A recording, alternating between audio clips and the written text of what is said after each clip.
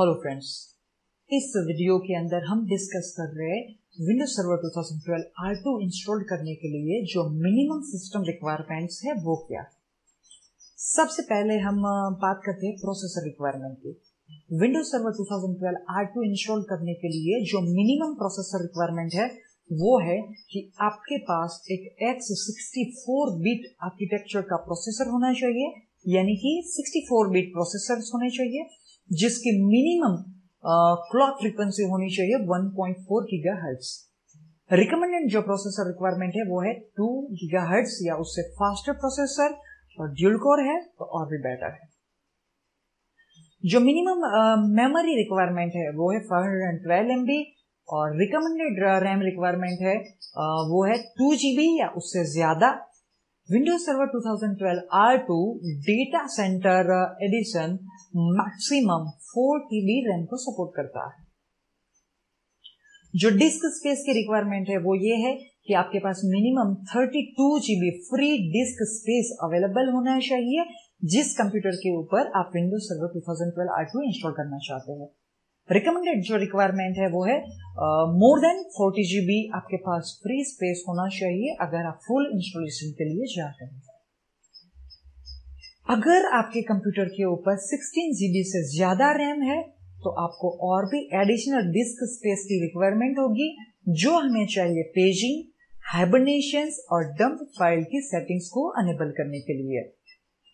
उनके अलावा जो अदर रिक्वायरमेंट्स है वो है कि DVD ड्राइव होना चाहिए अगर आप DVD सेटअप डिस्क से विंडोज सर्वर 2012 R2 इंस्टॉल करना चाहते हैं। आपके पास फ्लैश ड्राइव होना चाहिए अगर आप USB फ्लैश ड्राइव को क्रिएट करने के बाद विंडोज सर्वर 2012 इंस्टॉल करना चाहते हैं। सुपर VGA या उससे हायर रिजोल्यूशन का मॉनिटर होना चाहिए जिसके ऊपर आप इंस्टॉलेशन प्रोसेस को देख पाए। कीबोर्ड और माउस होने चाहिए जो माइक्रोसॉफ्ट कंपेटेबल होने चाहिए, जो मोस्ट ऑफ होते ही हमारे पास। और उनके अलावा ऑप्शनल जो रिक्वायरमेंट है वो है इंटरनेट कनेक्शंस। अगर आप विंडोज सर्वर को इंस्टॉलेशन के बाद एक्टिवेट करवाना चाहते हैं तो उसके लिए हमारे पास इंटरनेट कनेक्शंस होने चाहिए। और अगर आप माइक्रोसॉफ्ट की वेबसाइट से जो लेटेस्ट अपडेट्स है, सिक्योरिटीज या क्रिटिकल अपडेट्स है, वो डाउनलोड करना चाहते हो तो उसके लिए भी हमारे पास इंटरनेट कनेक्शंस होने चाहिए। सो ये जो है वो है रिक्वायरमेंट, और अगर आपका कंप्यूटर इस रिक्वायरमेंट को फुलफिल करता है तो आप उस कंप्यूटर पे Windows server 2012 R2 easily install कर सकते हैं। इस डेमोन्स्ट्रेशन के लिए हम वर्चुअल बॉक्स यूज करेंगे और उसके अंदर मैं यहाँ पर एक VM क्रिएट कर लेता हूँ जिसे मैं नाम देता हूँ 2K12 R2।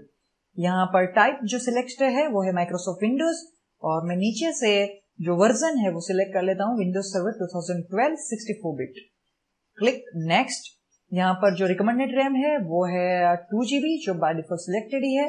मैं क्लिक कर देता हूँ नेक्स्ट पे। हम वर्चुअल हार्ड ड्राइव क्रिएट कर लेते हैं और VDA फॉर्मेट रखते हैं, और साइज यहाँ से जो हार्ड डिस्क का स्पेसिफिकेशन है वो ले रहे हैं डायनेमिकली अलोकेटेड। यहाँ पर एक और ऑप्शन है वो है फिक्स साइज।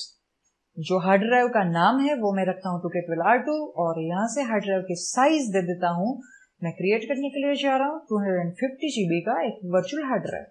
क्लिक लेते हैं क्रिएट पे। अब यहाँ पर मैं जाता हूँ सेटिंग्स में, सेटिंग्स के अंदर स्टोरेज में, और यहाँ पर जैसे आप देख रहे हैं CD DVD का आइकन, वहां से मैं यहाँ पर सिलेक्ट कर लेता हूँ ISO इमेज जो है विंडोज सर्वर 2012 R2 का जो इवोल्यूशन एडिशन है उसका ISO इमेज मैंने यहाँ से माउंट कर लिया है। ये जो इमेज है वो आप डाउनलोड कर सकते हो माइक्रोसॉफ्ट की वेबसाइट से, जहाँ पे आपको इवोल्यूशन एडिशन का ISO इमेज मिलेगा। मैं दे देता हूँ ओके, और अब हमारा जो वर्चुअल मशीन है वो इंस्टॉलेशन के लिए रेडी है। सो इसके अगले वीडियो के अंदर हम देखेंगे कि आप वर्चुअल बॉक्स के अंदर विंडोज सर्वर 2012 R2 किस तरह से इंस्टॉल कर सकते हैं।